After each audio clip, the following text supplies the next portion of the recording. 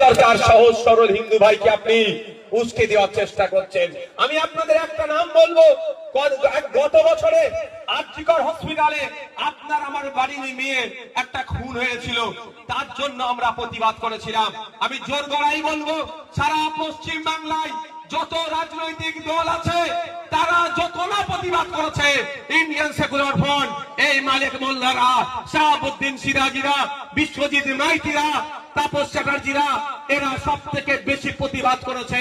তার ধর্ম দেখেনি, তার সাথে যে অন্যায় হয়েছে তার পরিবার নাই পাই যাতে সেই আন্দোলন আমরা করেছি। আমরা কি দেখলাম পরিশেষে সিবিআই মামলাটা টেক ওভার করলো, সিবিআইর হাতে মামলা গেল।